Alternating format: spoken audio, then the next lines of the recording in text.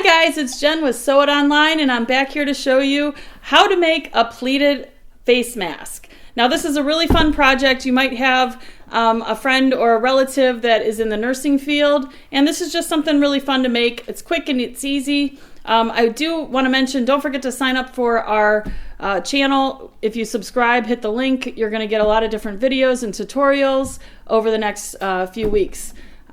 So let's get started. What I'm using today is going to be a serger and a sewing machine. Today I'm using the Baby Lock Brilliant as my sewing machine, and I also have the Baby Lock Celebrate.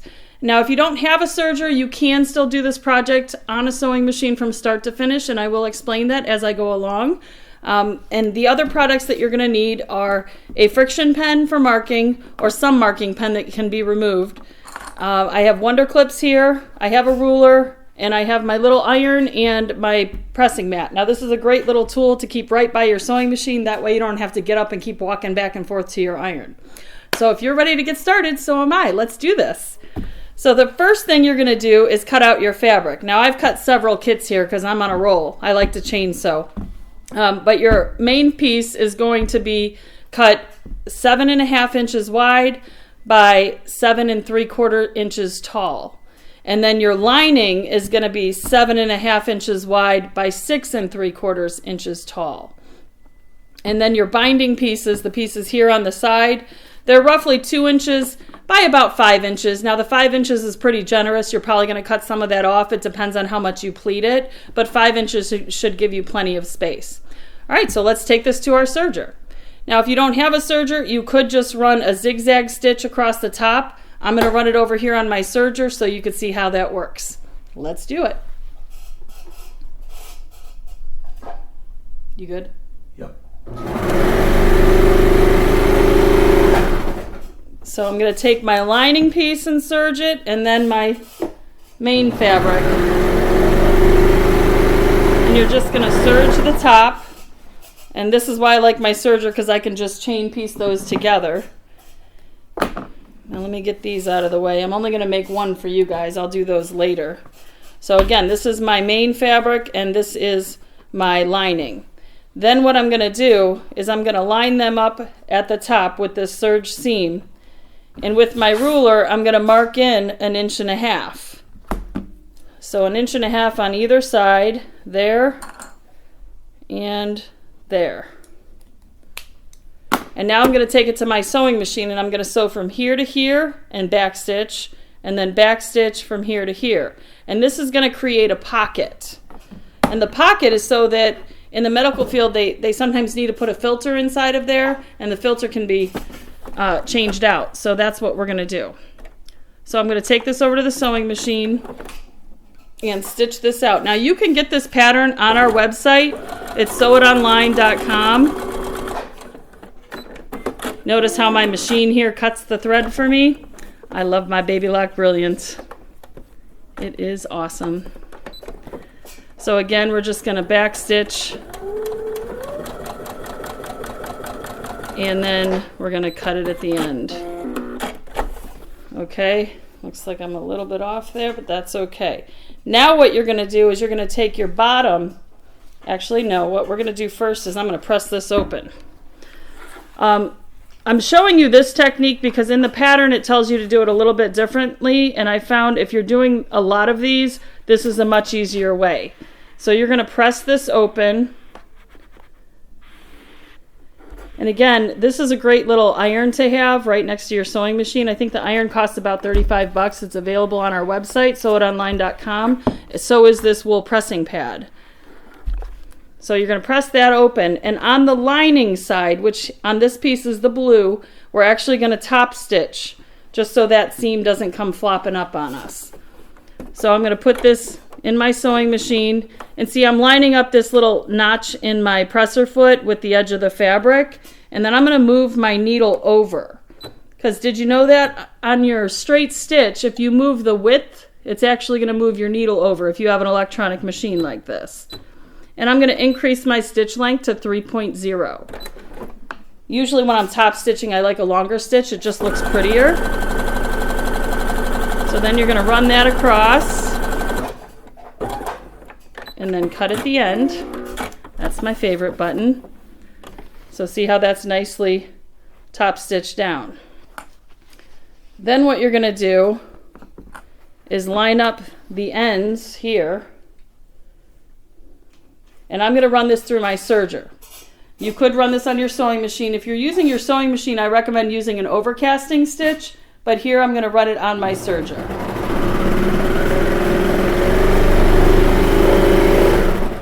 In this piece, I'm actually going to press this towards the lining. You know, in quilting, they always say press to the dark side.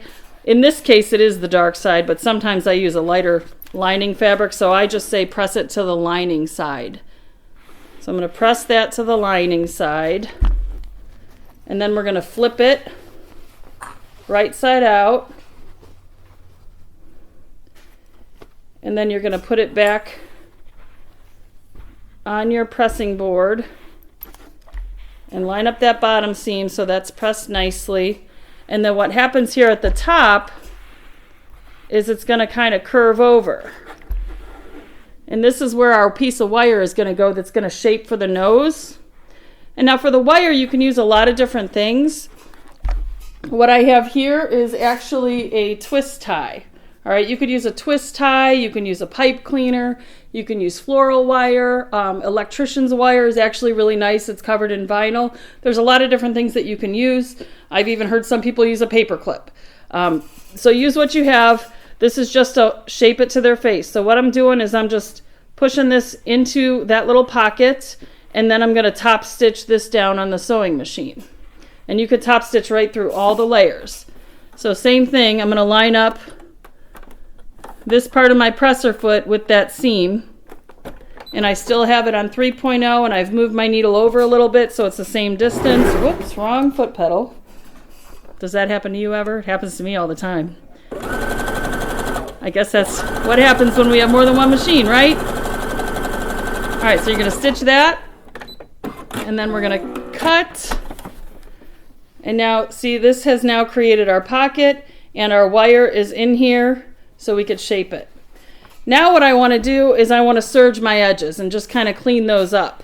So I'm going to take it over to the serger. Again, if you have just a sewing machine, just run the zigzag on your sewing machine. I like the serger though because it's super fast. Just gives it a nice finished look.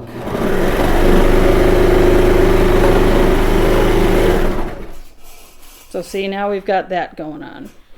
Now this is the wrong side, this is the right side. So I'm going to flip it over so the right side is up, and now's when we put in our pleats. This is where these wonder clips really come in handy. So what I want you to do, you could do 2 or 3 pleats. I usually do 3. I think it looks a little bit nicer. And this isn't hard. You're just going to simply fold it over however much. I go maybe an inch down, and I'm maybe folding it over, I don't know, a 1/4 inch or so, maybe a 1/2 inch. And I'm going to clip it on either side with my wonder clips. So you see that? And I'm going to do it again. And you could finger press this as you go to kind of keep them even. But we are going to press this on with our iron to make them nice and crisp. If you don't have wonder clips, I urge you to try these. These things are wonderful because when you're sewing with them, they lay flat on the bed of your sewing machine, and you don't have to worry about, running them over as you're sewing. You see them coming, so they're really easy to take off. I also like to use them on my serger because using pins on your serger is a really bad idea. If you forget to take one of those out, you can easily poke your eye out. All right, so now we've got our pleats all made, and I'm just going to give that a nice press with my iron on one side, and I also like to press on the other side so I get both nice and crisp. And then I'm going to take that to the sewing machine, and I'm just going to stitch those pleats down so they stay where I put them. And actually I take all those off.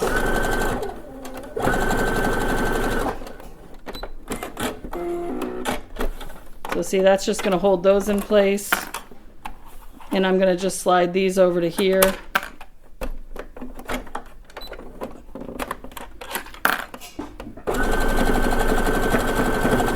and just stitch those down. So now they're going to stay in place. Now it's time to put on our binding strips. Now this is the casing that either your ribbon or elastic is going to go in. You can use either or, whatever you have on hand. They do recommend, if you're going to use elastic, to not use anything larger than 1/4 inch, just because it hurts their ears if it's any bigger than that. But the 1/4 inch or grosgrain ribbon works really nicely, and actually the way that we do that is it's one big long piece, and I'll tell you how long this is in a second. Let's see, that's 36. It's 36, 46. It's about 50 inches. So about 50 inches is enough, and we're just going to lace that through. That way they can put it around their head and then tie it. So it's adjustable to fit pretty much anyone. But if you do have elastic, I would recommend at least 11 inches of 1/4 inch elastic to go through either side.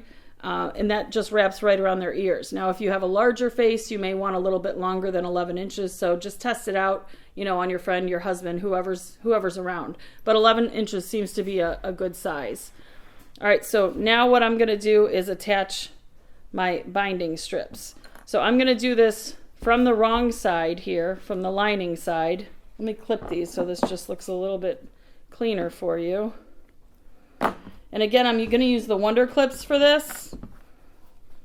And you could get creative and use a different color binding piece. I just like to use the same as the lining because then it shows on the front. So I'm going to put it right sides together and fold this over on either end, just like this. And I'll do that on both sides.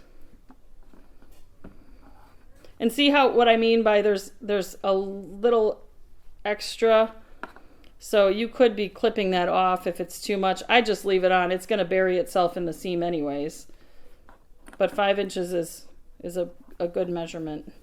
So now I'm going to take this to the sewing machine, and I'm going to put my needle back in the center needle position, and again on 2.5 is my stitch width, and I'm just using the edge of my presser foot as my guide. Don't forget to back stitch at the beginning and end. You could actually do this on the serger too if you wanted. You could serge that part. It's up to you.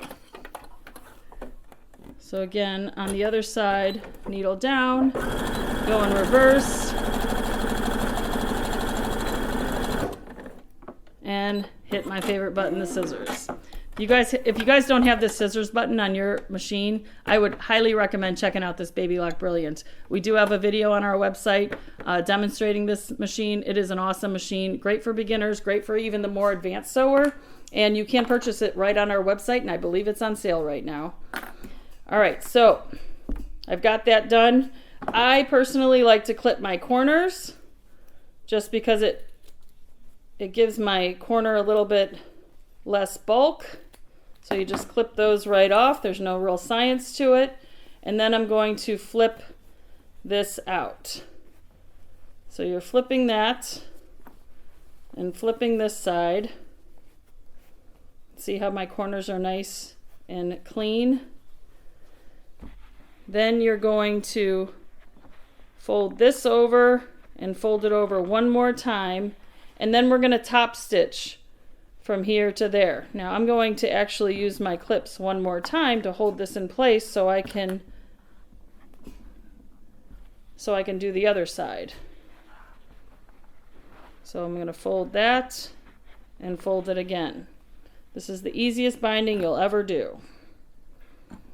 And we're actually just going to sew from here to here. We want to leave this open because that's where either the elastic or the ribbon's going to go. So you want to leave that open so it forms a casing.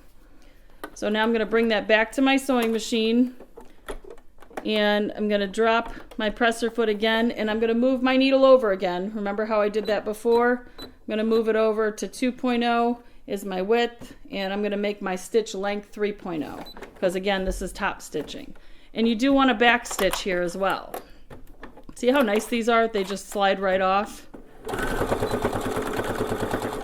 So slide that right off and cut. And then flip this around and do the other side. So this is a super simple project, and it makes a great gift. It's a great way to use up your scraps. And I mean, who wouldn't like to wear one of these when they were at the hospital? And you're all done. So now you could just put in your ribbon or your elastic, which I do have some over here. All I have is black, so hey, that'll work. We're gonna do 1, 2. Now a great tool to use to get this elastic in there is what's called a loop turner. If you could see this on here, but it's got this little hook and then it closes. So what I'm gonna do is, this is the top. The part here is the top. This is where they put the filter. So I'm gonna slide this through here, and then I just grab the ribbon with my hook. See how it hooks right on there? And then you can close it up and just pull it right through. And then I'm going to do the same thing on the other side. I'm going to push this through, grab my elastic or my ribbon, whatever it is that you're using. Mine is fraying on the end. But this is a fun project. You know, I did some of these with my daughter. She had a blast. What she actually liked to do better is pick out the colors. She let me do all the work, but she likes to pick out all the colors and cut the fabric for me. So it's a fun project. You know, if it's a rainy day, you have a lot of scraps. But there we go. We're all done. So there's my mask. Now here, I'll put this on. So it just goes up over your head here. And then, whoop, you could shape the wire there to fit on your nose. And then it ties behind you. And there's your mask. Well, I hope you guys enjoyed this video. And please check out our website, subscribe, so that you get the future videos that we do. We're going to do a lot of these videos teaching you how to do small little projects that, you know, help you pass the time. And if you're looking for a new sewing machine, I highly recommend this Baby Lock Brilliance and the Baby Lock Celebrate. They make a great team, and they're definitely going to help you in your sewing world. See you next time.